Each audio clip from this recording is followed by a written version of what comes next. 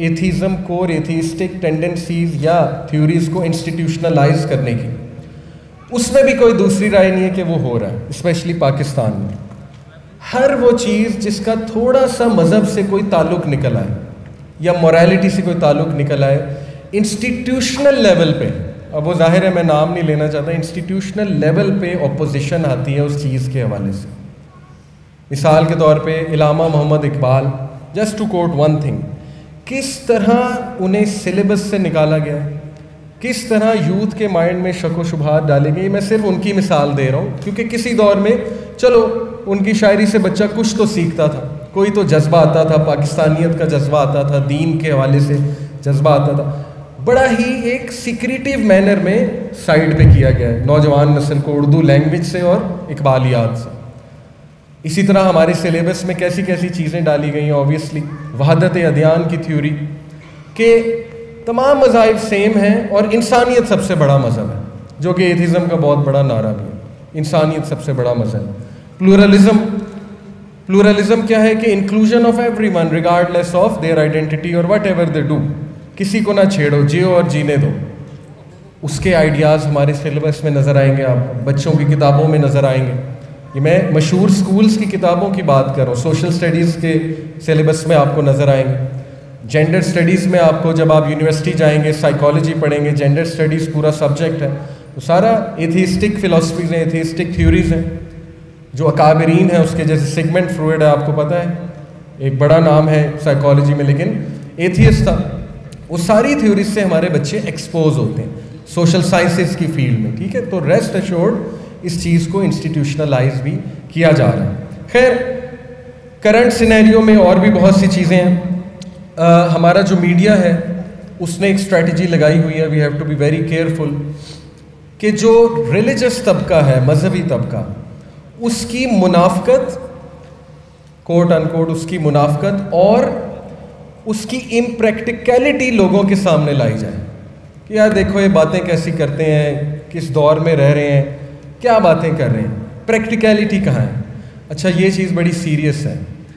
मैं आपको बताऊं, मैंने अल्हम्दुलिल्लाह, आपको पता है कि हमारा यूनिवर्सिटीज़ में जाना होता है। यकीन करें, जब मैंने यूनिवर्सिटीज़ में कोई लेक्चर दिया है इस टॉपिक पे कि वाह इस्लाम और इस्लाम की खूबसूरती क्या है, रिलीजन की खूबसूरती क्या है, रिलीजन में ये है, रिलीजन हमें ये देता है, वो देता है, सबसे पहला सवाल जो मुझे आया, सबसे पहला सवाल, and it is the most common of question, वो ये आया कि अली भाई बातें आपने बहुत प्यारी की हैं, कोई एक मिसाल भी दिखा दें इन बातों की। अब मिसालें वैसे बहुत हैं, ठीक है, ये एक अलग टॉपिक है, मिसालें बहुत हैं, लेकिन कुछ बातें सच भी हैं। वो कहते हैं कि देखें जी, जब लीडरशिप की बात हो तो मुसलमानों ने क्या लीडरशिप क्रिएट किया, आप हमारे एक प्रैग्मेटिक मिसाल दिखा दें। जब बात होती किसी इंस्टीट्यूशन के खड़े होने की, कोई एक इंस्टीट्यूशन दिखा दें जिसको मुसलमान ओन कर रहे हैं, जो एक ऑल्टरनेट है यूथ के लिए। क्या मीडियम्स ऑल्टरनेट हमने बनाए यूथ के लिए? We have just taught them कि दिस इज़ हराम, this is ban, this is impermissible and so on and so forth. तो कुछ हकीकत तो है, ऑल्दो इसका जवाब है, लेकिन मैं समझता हूँ इसमें कुछ हकीकत भी है, और मीडिया ये करता है। ऐसी मिसालें उठाते हैं वो, स्ट्रॉमैन फैलिसी, आपको पता है फैलिसीज़ के बहुत ज़्यादा वो एक्सपर्ट होते हैं, उनकी पूरी पूरी ट्रेनिंग होती है इसमें एंकर्स की, और जो तज्जिया निगार है, तो वो इस तरह से प्रेजेंट करते हैं मजहबी लोगों को कि हमारा जो पढ़ा लिखा तबका है उसके जहन में ये अश्कलात आते हैं कि ये एक तो हिपोक्रेट है, दूसरा ये कि ये इम्प्रैक्टिकल लोग हैं, इनका प्रैक्टिकल वर्ल्ड से कोई ताल्लुक़ नहीं है। ये चैलेंज है, ठीक है, मैं आपको चैलेंज बता रहा हूँ कि करंट सिनेरियो क्या है। We have to be very careful. मैं कुछ अपना एक्सपीरियंस आपसे शेयर करता हूँ। कासिम अली शाह फाउंडेशन में मेरी क्लास अभी शुरू हुई पिछले साल, जो कि एक अच्छा एक्सपीरियंस है, क्योंकि वहाँ पे ये FC कॉलेज, GC कॉलेज के बच्चे आते हैं, उनकी वो ग्रूमिंग करते हैं। तो 2-3 बैचेस के साथ उन्होंने मुझे कनेक्ट किया, मेरी एक क्लास होती है, और उन्होंने मुझे खुल के कहा जो आप पढ़ाना चाहते हैं पढ़ाएं, तो बड़ी खुशाइन और अच्छी बात है। तो मैंने टॉपिक ही क्लास का यहाँ से स्टार्ट किया, पूरा कोर्स डिज़ाइन किया। उसके पहला लेक्चर है वाह इस्लाम। तो बड़े अच्छे सवालात आते हैं बच्चों के, और एज़ यूजुअल मैंने आपको बताया, पहला सवाल ये आता है कि सर प्रैक्टिकलिटी कहाँ है। दूसरा सवाल आता है फ़िरका वारियत क्यों है इतनी, अगर इतना ही अच्छा है तो फिर इतने फ़िरके क्यों हमें नज़र आते हैं। लोग तो आपस में मार रहे हैं, एक दूसरे को काट रहे हैं, लोग तो गला काटने पे आ जाते हैं। तो यस, मैंने देखा है और मैं बड़ा हैरान हुआ। मेरा ये ख्याल था कि एलीट तबके में शायद एथिज़म ज़्यादा है, लेकिन आई वॉज शॉक टू सी कि छोटे इलाकों के बच्चे, मतलब पंजाब, साउथ पंजाब के बच्चे या बलूचिस्तान से इवन आए हुए बच्चे, उनमें एथिज़म और कम्युनिज़म की टेंडेंसीज़ बहुत ज़्यादा हैं। तो कुछ तो चल रहा है, और वो क्या चल रहा है आपको पता है कि हमारा जो अदबी सर्कल है, ज़ाहिर है कि वो शायरी के थ्रू, लिटरेचर के थ्रू अपने हलकाज़ अरेंज करते हैं और आर्ट और पोइट्री के नाम पे लोगों को बुलाते हैं, उन हलकाज़ में बच्चों को बुलाते हैं और वहाँ पे इश्ताल अंगेज़ पोइट्री, रेबेलियस करने वाली पोइट्री, रिलीजन पे एतराज़ात, अल्लाह सुब्हानहू व तआला पे एतराज़ात, जो कि ज़ाहिर है नेगेटिविटी कुछ इंसान को अपील भी करती है ना, स्पेशली अगर वो कुछ डिफ़िकल्टीज से गुजर रहा हो, उस तरह के हलकाज़ में उन्हें बुलाया जाता है। तो मैं ये नोट किया कि वहाँ पे लोअर तबके के स्टूडेंट्स बैठे हुए थे मेरी क्लास में।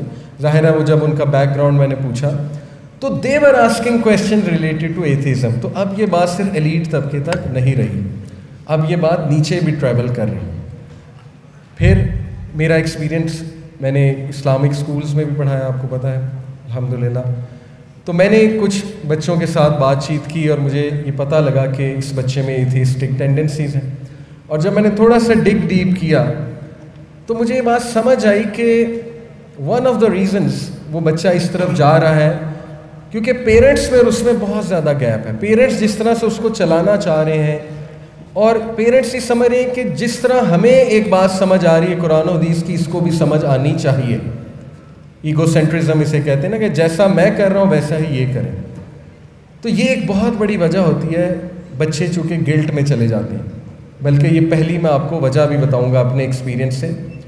यकीन करें, मैंने जितने ऐसे बच्चों से बात की है जो एथिस्टिक टेंडेंसीज़ रखते हैं, आ जाके कहीं ना कहीं मसला या फैमिली का निकलता है या कोई इमोशनल मसला निकलता है, कोई हादसा हुआ होता है वो डाइजेस्ट नहीं हुआ होता, या ये कि कोई इतना बड़ा गिल्ट होता है दिल में कि उस गिल्ट को वो मैनेज नहीं कर पाए होते और स्ट्रेस में आके रिलीजन से जान छुड़ा लेते।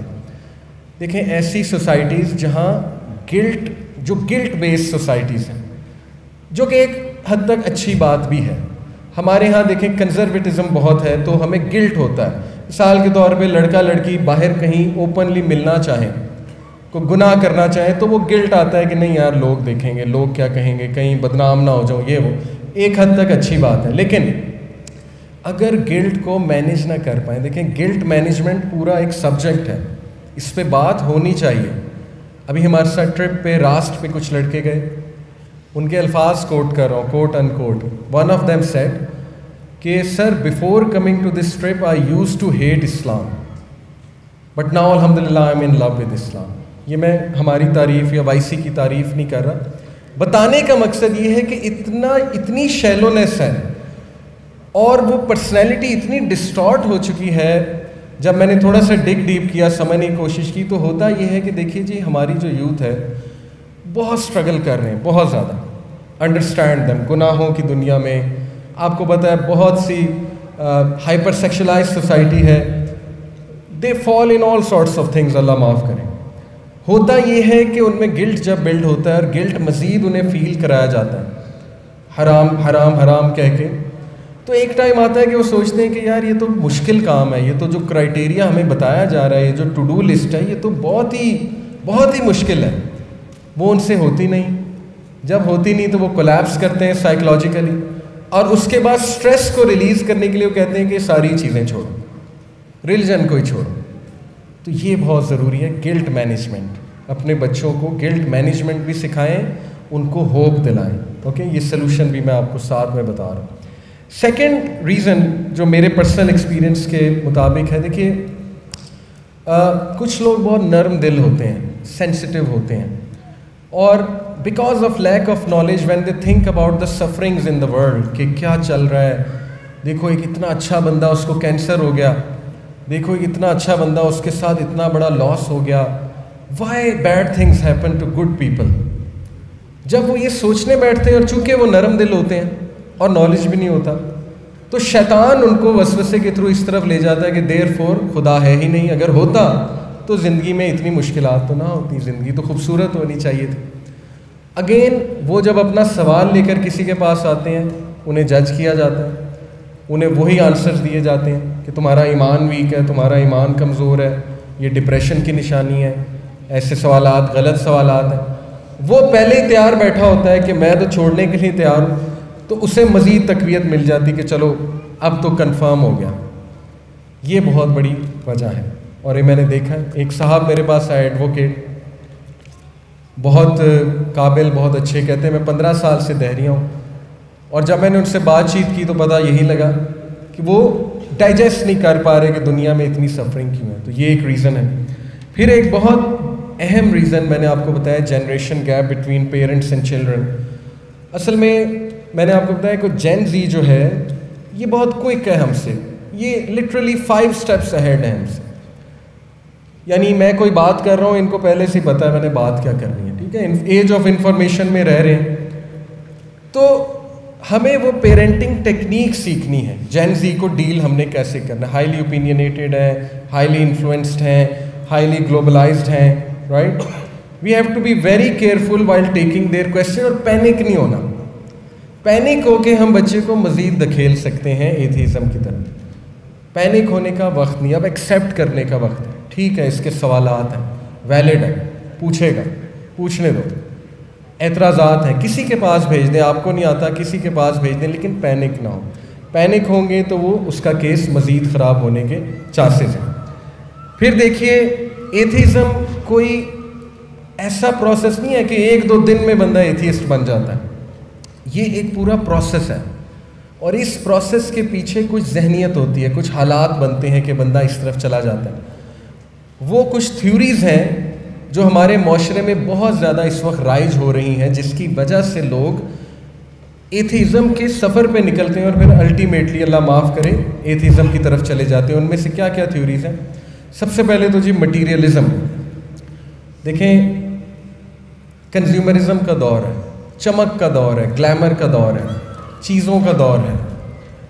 जैसे जैसे इंसान में ग्रीड बढ़ती है, द नीड टू टेक और द नीड टू गिव वो कम होती जाती है, तो जाहिर है कि इंसान मादा परस्त बनता जाता है और उसकी प्रायोरिटी दुनिया बनती जाती है। और अल्टीमेटली दुनिया बनाने में एथीज़म तो जो है वो लिटरली आपको जन्नत दिखाता है।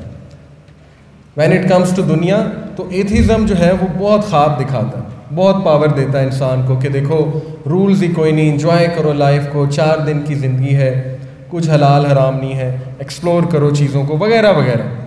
तो जाहिर है बंदा जब रिलीजन की बाउंड से निकलता है तो कहता है ये तो मुझे कमाल हो गया, ये तो मुझे एक नया फ़लसफ़ा जो है वो मिल गया। और बहुत से यूथ, याद रखें, ट्राई करने के लिए इस जगह जाते हैं और फिर ultimately they fall into the trap, fashion के लिए, ट्राई करने के लिए, राइट। तो ये एक reason.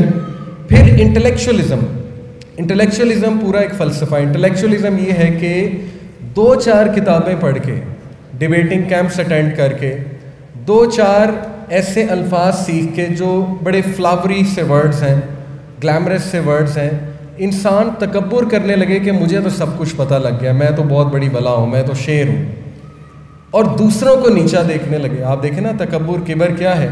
Looking down upon people. Prophet सल्लल्लाहु अलैहि वसल्लम ने बताया, यकीन कीजिए, when you will meet atheist, जो सो कॉल्ड इंटेलेक्चुअल एथियस्ट हैं, जो बड़े हैं इनके, आपको उनमें किबर साफ नज़र आएगा, तकब्बुर साफ नज़र आएगा।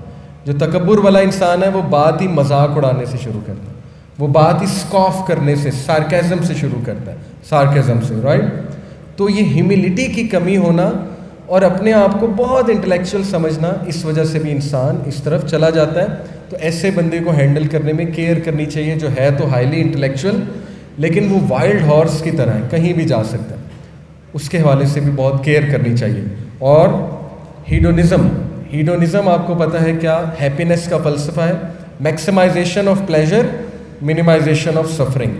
सारे एडवर्टीज़मेंट आपके बच्चों को हीडोनिज़म सिखा रहे हैं, चाहे वो माउंटेन ड्यू का हो, कोका कोला का हो, पेप्सी का हो, वाई नॉट मेरी जान, डांस मेरी जान, वाई नॉट मेरी जान, चाहे वो कोक हो, खा ले पी ले जी ले, चाहे वो स्प्राइट हो, मन की मान, चाहे वो ड्यू हो, ड्यू ना किया तो फिर क्या जिया। ये सारे हीडोनिस्टिक नारे हैं कि प्लेजर को मैक्सिमाइज करो, यही ज़िंदगी है। तो प्लेजर तो सबसे ज़्यादा हराम काम में होता है, ठीक है, ये तो हम सबको पता है। तो इसका मतलब हराम काम करो।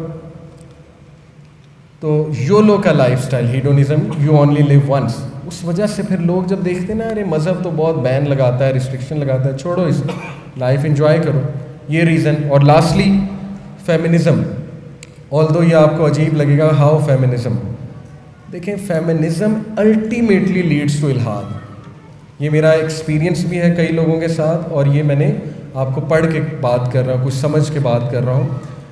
जाहिर है कि जब ऐसी अहदीस हमारी बच्चियों के सामने रखी जाती हैं ट्विस्ट करके कि देखो अल्लाह के नबी सल्लल्लाहु अलैहि वसल्लम एक बार जा रहे थे, औरतों के मजमे को हाथ से इशारा करके कहा कि तुम्हें पता है तुम्हारी तादाद जहन्नम में बहुत ज़्यादा है क्योंकि तुम नाशुक्री करती हो, और ये और वो। ज़ाहिर है हदीस है, सही हदीस है।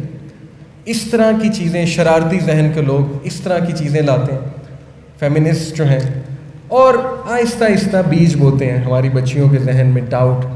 वो ये तो रिलीजन की वजह से जो है हमारे साथ ज़्यादतियाँ हो रही हैं, ये जो पेट्रियार्की है तो रिलीजन की पैदावार है, ये बहुत बड़ी रीज़न है। You have to be very careful, ठीक है, ये हो रहा है। और लास्टली जी, what's the future that I see, अगर आप मुझसे पूछेंगे कि इस वक्त सिचुएशन कहाँ जा रही है, देखें there is a lot of hope, specially in Pakistan and world wide.